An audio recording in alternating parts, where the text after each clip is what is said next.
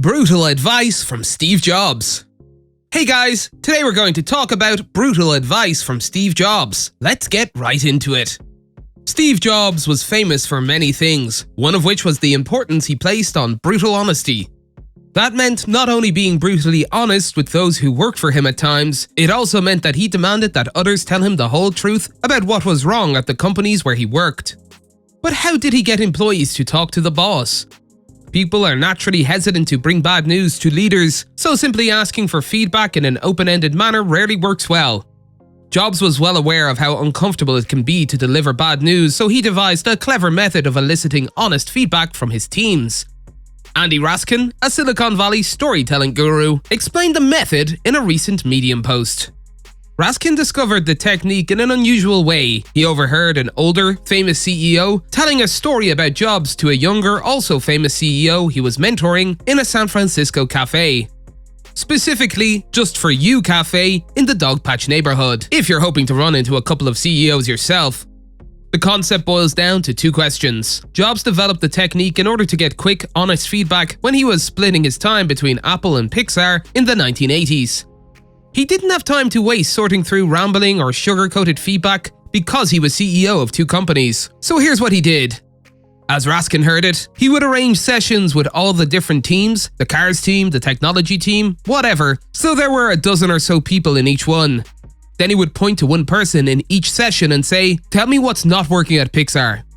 He then added, that person might offer something like, "The design team isn't open to new technology we're building." Jobs would ask others if they agree. He would then choose someone else and say, "Tell me what's working at Pixar."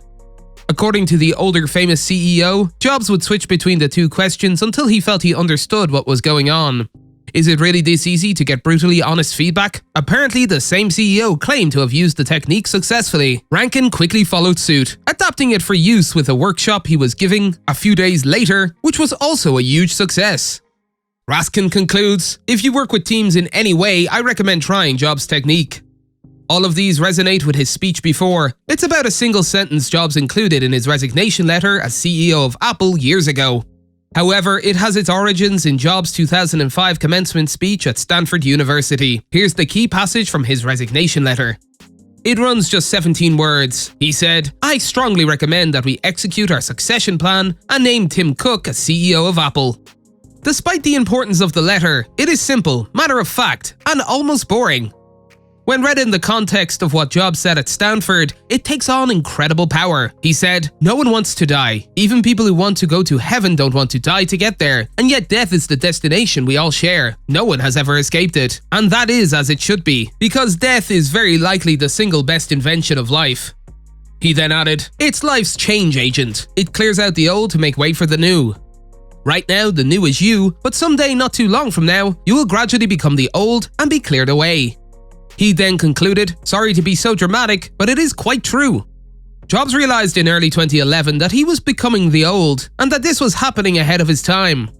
He was 56 years old and fighting pancreatic cancer for the second time. He'd been on medical leave for the majority of the year. He knew what was coming, and he died only 42 days after leaving Apple. However, when you read that Cook, Jobs' handpicked successor, was entitled to a $750 million bonus for serving as Apple CEO for a decade, these lines may have flashed back to you. Obviously, it's still a lot of money. Still, consider that Jobs not only recruited Cook to Apple, but he also established a succession plan that has resulted in stable leadership for a decade and a company worth more than 7.5 times what it was in 2011. In retrospect, things often appear to be unavoidable. But compare Apple's smooth transition over the last decade to succession battles at other companies that end up consuming everything. Jobs was a veteran of multiple Apple succession battles, dating back at least to when he hired John Sculley as CEO, only for Sculley to force Jobs out. Combine that with the fact that Jobs had already been told, as he mentioned in his Stanford speech, that his cancer would likely kill him in a matter of months. He defied the odds for many years after that, but the experience guided him. The harsh reality here is twofold. First and foremost, we will all die one day. You, me, and everyone we know and love. But if you want the things you build to last, you must learn to let go ahead of time. You must spend time planning for the future and recruiting and developing the people you hope will take over. You must let go of the very human concern that succession planning is about finding a replacement, and instead consider who might be able to lead in his or her own unique way to places you could have never imagined. That's all for today, and we'll be sure to catch you all in the next one.